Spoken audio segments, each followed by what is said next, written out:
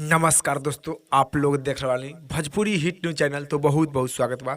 तो आप लोग के बता दें कि प्रदीप पांडे चिंटू जी के और अक्षय सिंह जी के फिल्म रहे लैला मजनू। तो लैला मजनू फिल्म के गाना जो कि फुल वीडियो इंटरटेनमेंट रंगीला पर रिलीज कर दिया गया है करीब 17 घंटा पहले, जो कि गाना के नाम और पोस्टर स्क्रीन पर देख सकत बानी। तो आप लोग के बता दें कि लैला मजनू फिल्म के गाना रिलीज किया गया इंटरटेनमेंट रंगीला पर करीब 17 घंटा पहले। तो 17 घंटा में 39,000 दर्शक लोग देखले बानी और प्यार दर दिले बानी। करीब 1100 दर्शक लोग लाइक कर बानी। तो आप लोग के बता दें कि लैला मजनू फिल्म की ये वीडियो भी फ्लॉप की स्थिति में बा, काहे कि 17 घंटा में 39,000 दर्शक लोग देखले बानी, 1100 दर्शक लोग लाइक कर बानी। तो आप लोग के से बता दें कि ई भी गाना जो कि लैला मजनू के फिल्म के गाना भी फ्लॉप के स्थिति में बा। तो आप लोग भी प्रदीप पांडे चिंटू जी के बानी फैन, तो आप लोग भी जाइए इंटरटेनमेंट रंगीला पर और सुनो कमेंट बॉक्स में बताइए कि आप लोग के गाना सुनने में कैसन लगल और ये गाना के सुपर डुपर हिट बनाई जो कि लैला मजनू फिल्म के गाना बा।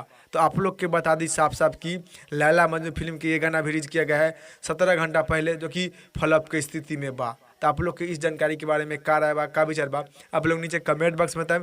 फिलहाल में इतने, फिर से मिलेंगे नेक्स्ट वीडियो में। जय हिंद, जय भोजपुरी।